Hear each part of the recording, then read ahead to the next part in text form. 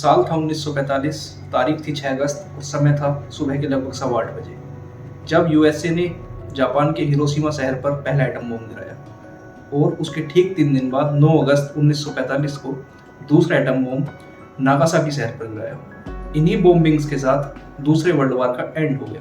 ये घटना modern history में टर्निंग पॉइंट साबित हुई। इसके बाद यूएसए की सुप्रीमेसी वर्ल्ड में शुरू हो गई और ब्रिटेन धीरे धीरे किनारे होना शुरू हो गया। इसी घटना का भारत की आज़ादी में बहुत बड़ा योगदान माना जाता है। इसके बाद यूके यानी कि ब्रिटेन का वर्चस्व समाप्त होने लगा। उस पर बाकी देशों ने काफ़ी दबाव बनाया कि भारत को आज़ाद किया जाए। हिरोशिमा में जो एटम बम गिराया गया था उसका नाम था लिटिल बॉय, और लिटिल बॉय को बनाने में लगभग 65 किलो यूरेनियम का इस्तेमाल हुआ था। और जापान में उस समय लगभग 2,26,000 लोगों ने इस इंसिडेंट में अपनी जान गंवा दी थी।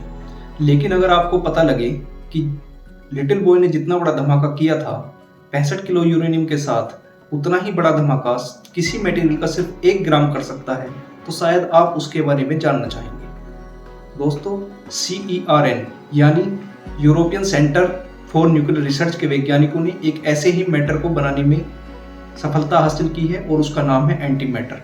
जैसा कि नाम से ही प्रतीत होता है कि एंटी मैटर मैटर के ठीक उल्टा है, यानी इसका मास तो सेम है लेकिन इस पर लगने वाला इलेक्ट्रिक चार्ज मैटर के निगेटिव है। मैटर पर पॉजिटिव चार्ज है और इस पर निगेटिव चार्ज है। साइंटिस्ट का मानना है कि जब हमारे यूनिवर्स के क्रिएशन की शुरुआत हुई थी, अगर उस समय मैटर की बराबर क्वांटिटी में एंटी मैटर बना होता तो शायद हमारा यूनिवर्स कभी बन नहीं पाता, क्योंकि मैटर पर लगने वाला पॉजिटिव चार्ज जब एंटी मैटर पर लगने वाले नेगेटिव चार्ज के संपर्क में आता तो एक ब्लास्ट हो जाता और वो प्रक्रिया वहीं पर समाप्त हो जाती। इसका मतलब ये नहीं है कि एंटी पार्टिकल नेचुरली नहीं पाया जाता। एंटी पार्टिकल सन से आने वाली कॉस्मिक रेज में बहुत मिनिमम क्वांटिटी में पाया जाता है, और लेकिन वो जैसे ही अर्थ के एनवायरनमेंट में प्रवेश करता है वो मैटर के कांटेक्ट में आने के साथ खत्म हो जाता है। और यही एंटी पार्टिकल केले में भी पाया जाता है। आपके घर में रखा हुआ एक केला लगभग हर 20 मिनट में एक एंटी पार्टिकल रिलीज करता है, लेकिन इन एंटी पार्टिकल्स का लाइफ स्पैन बहुत कम है और अभी तक कोई ऐसी टेक्निक डेवलप नहीं हुई है जो इन्हें स्टोर कर सके। CERN के साइंटिस्ट ने इसे लैब में डेवलप तो कर दिया है, लेकिन इस पर आने वाले समय और खर्चे ने इसे अब तक दुनिया का सबसे महंगा प्रोडक्ट बना दिया है। 1 ग्राम एंटीमीटर बनाने का प्रेजेंट खर्चा लगभग 60 ट्रिलियन US डॉलर है, जो कि वर्ल्ड की टॉप 10 इकोनॉमीज के टोटल से भी अधिक है। अभी तक सिर्फ 1.67 नैनोग्राम एंटीमीटर ही बनाया जा सका है, जो 1 ग्राम का लगभग 60 करोड़वां भाग है। अगर इसे बनाने की यही स्पीड रही तो 1 ग्राम एंटीमीटर बनाने में लगभग 60 करोड़ साल लग जाएंगे। अब आपके मन में सबसे बड़ा सवाल ये उठ रहा होगा कि आखिर इस पर इतना खर्चा किया क्यों जा रहा है। एक बात तो मैं यहाँ पर बिल्कुल क्लियर करना चाहता हूँ कि साइंटिस्ट का उद्देश्य एक और एटम बम बनाना तो बिल्कुल नहीं है।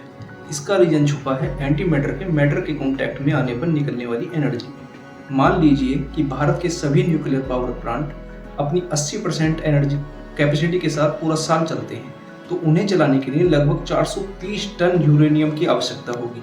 लेकिन यही काम सिर्फ 25 ग्राम एंटी मैटर पूरे साल कर सकता है, जिससे वर्ल्ड को कार्बन न्यूट्रल बनाया जा सकता है और एनवायरनमेंट को सेव किया जा सकता है। इसके साथ साथ एंटी मैटर का इस्तेमाल स्पेसशिप और इंटरस्टेलर में फ्यूल के तौर पर किया जा सकता है, और इसका इस्तेमाल कैंसर की थेरेपी में भी किया जा सकता है। एंटी मैटर के इस्तेमाल से होने वाली कैंसर थेरेपी में हेल्दी टिश्यू को बिना नुकसान पहुंचाए ट्यूमर को खत्म किया जा सकता है।